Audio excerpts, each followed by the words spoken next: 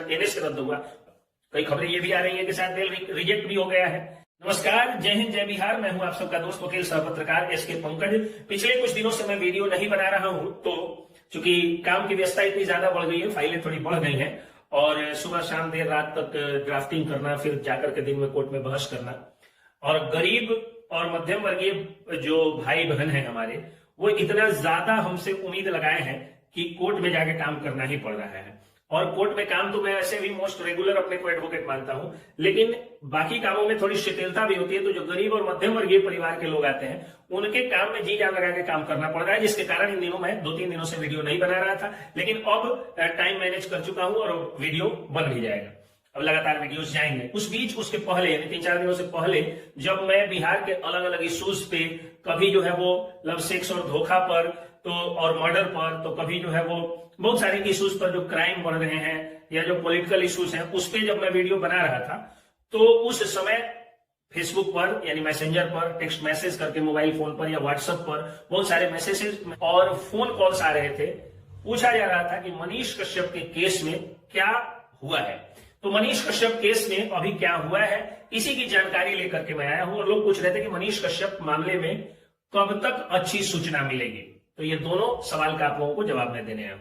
पहला तो ये है कि मनीष कश्यप के मामले में कब तक अच्छी सूचना मिलेगी, यानी कब वो जेल से बाहर आ जाएंगे। तो मैं आप लोगों को बता दूं कि मनीष कश्यप मामले में जल्द ही अच्छी खुशखबरी आप लोगों को सुनने में मिलेगी, क्योंकि उस मामले में सब कुछ प्रोसेस में है और कोर्ट के प्रोसेस में जितना देर लगना है उतना देर लग रहा है। उसके बाद प्रोसेस पूरा होते ही मनीष कश्यप को न्याय मिलेगा। एक बात यह भी आ रही है कि अगर पटना के सिविल कोर्ट से अगर मनीष कश्यप के इन 2 मामलों में बेल रिजेक्ट हो जाता है तो क्या होगा। कई खबरें ये भी आ रही है कि शायद बेल रिजेक्ट भी हो गया है।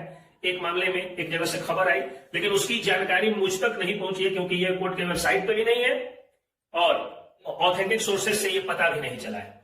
तो खैर, मैं उस जानकारी को झुठला भी नहीं रहा हूं। लेकिन अगर बेल रिजेक्ट हुआ भी है तो कोर्ट का एक प्रोसेस है। बेल रिजेक्ट होने के बाद रिजेक्शन ऑर्डर लगा करके और ऑनरेबल हाई कोर्ट में जो है वो फाइल किया जाएगा।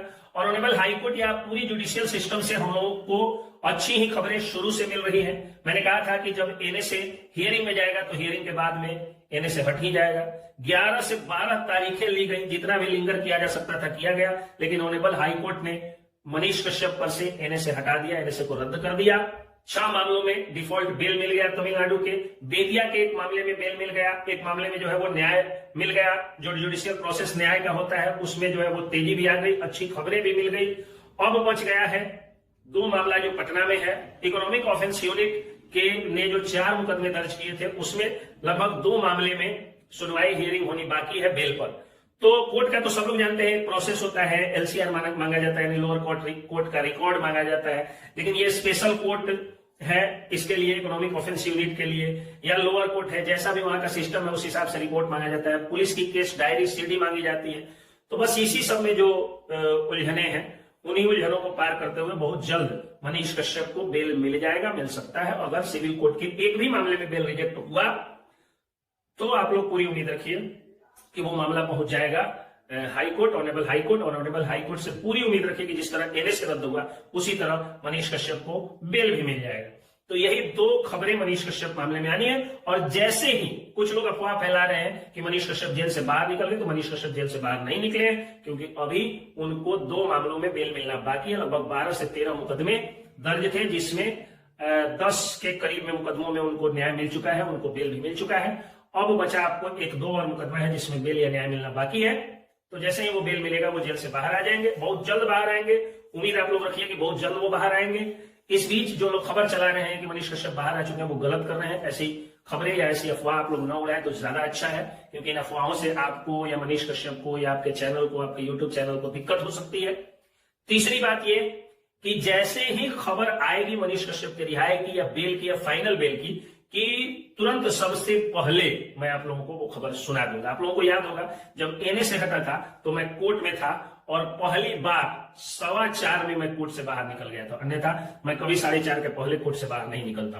कोर्ट में सबसे ज्यादा देर टाइम देने वाले वकीलों में से मैं अब खुद को एक मानता हूं, क्योंकि मैं देता भी हूं, एक दिन भी अब्सेंट नहीं होता हूं। लेकिन कुछ दिन मैंने 15 मिनट पहले आकर के और वीडियो बना करके तुरंत आप लोगों को खबर दिया था। उसी तरह जैसे ही फाइनल बेल होगा, यानी अंतिम केस का अंतिम बेल होगा, यानी सभी मामलों में जैसे ही वो बेल आउट हो जाएंगे, कोर्ट का आदेश आएगा, मैं सबसे पहले आप लोगों को खबर सुनाऊंगा।